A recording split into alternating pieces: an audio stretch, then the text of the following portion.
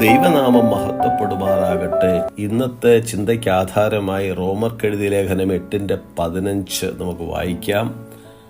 നിങ്ങൾ പിന്നെയും ഭയപ്പെടേണ്ടതിന് ദാസ്യത്തിന്റെ ആത്മാവിനെ അല്ല, നാം അബ്ബാ പിതാവേ എന്ന് വിളിക്കുന്ന പുത്രത്വത്തിന് ആത്മാവിനെ അത്രേ പ്രാപിച്ചത്.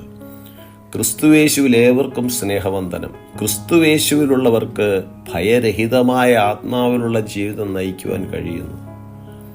ദൈവാത്മാവ് നടത്തുന്നവർ ദൈവമക്കളാകുന്നു. ജഡസ്വഭാവമുള്ളവർക്ക് ദൈവത്തെ പ്രസാദിപ്പിക്കുവാൻ കഴിയുകയില്ല. ഭീരുത്വത്തിന്റെ ആത്മാവാണ് അവരിൽ വസിക്കുന്നത്. ക്രിസ്തുവിലുള്ള വിശ്വാസത്താൽ ദൈവത്തിന്റെ അടുക്കൽ വരുന്നവരെ പുത്രന്മാരും പുത്രിമാരും എന്ന പദവി നൽകി ദൈവം ആദരിക്കുന്നു. നമ്മെക്കുറിച്ചുള്ള ദൈവ ഇഷ്ടം നാം മനസ്സിലാക്കുന്നത് ഭയത്തെ അതിജീവിക്കുവാനുള്ള ശക്തി നമുക്ക് പകരുന്നു. ദൈവഹിതം തിരിച്ചറിയേണ്ടതിന് മനസ്സ് പുതുക്കി രൂപാന്തരപ്പെടുത്തേണ്ടത് ആവശ്യമാണ്. തിരുവെഴുത്തിൽ ഏകദേശം 365ഓളം വാക്യങ്ങൾ ഭയപ്പെടേണ്ട എന്ന അർത്ഥത്തിൽ നൽകിയിരിക്കുന്നു. അതായത് വർഷത്തിലെ ഓരോ ദിവസവും ഉത്കണ്ഠപ്പെടാതെ ഭയപ്പെടാതെ ജീവിക്കുവാൻ ആവശ്യമായ ദൈവവചനം നമുക്ക് നൽകപ്പെട്ടിരിക്കുന്നു.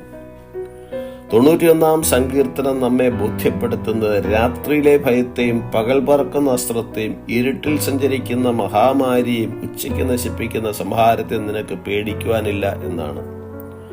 നമ്മെ വീണ്ടെടുത്ത ദൈവം നമ്മോട് അരുളി ചെയ്യുന്നത്, ഭയപ്പെടണ്ട, ഞാൻ നിന്നെ വീണ്ടെടുത്തിരിക്കുന്നു, ഞാൻ നിന്നെ പേർ ചൊല്ലി വിളിച്ചിരിക്കുന്നു, നീ എനിക്കുള്ളവൻ തന്നെ.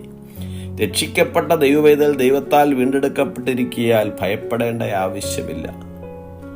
ദൈവാശ്രയമുള്ള വ്യക്തിക്ക് മാത്രമേ പറയുവാൻ കഴിയുകയുള്ളൂ, കൂരുളിൽ താഴ്വരയിൽ കൂടി നടന്നാലും ഞാൻ ഒരനർത്ഥവും ഭയപ്പെടുകയില്ല. കാരണം ദൈവം ആ വ്യക്തിയോട് കൂടി ഇരിക്കുന്നു. പള്ളിപ്രമാണിയായ യായിറാസിന്റെ മകളെ ഉയർപ്പിക്കുന്നതിന് മുമ്പ് യേശു യായിറാസിനോട് പറഞ്ഞത്, ഭയപ്പെടണ്ട, വിശ്വസിക്കുക മാത്രം ചെയ്യുക എന്നാണ്. യേശു പറഞ്ഞത്, സമാധാനം ഞാൻ നിങ്ങൾക്ക് തരുന്നു, എൻ്റെ സമാധാനം ഞാൻ നിങ്ങൾക്ക് തരുന്നു, ലോകം തരുന്നത് പോലെ അല്ല ഞാൻ നിങ്ങൾക്ക് തരുന്നത്. നിങ്ങളുടെ ഹൃദയം കലങ്ങരുത്, ഭ്രമിക്കുകയും വരുത്.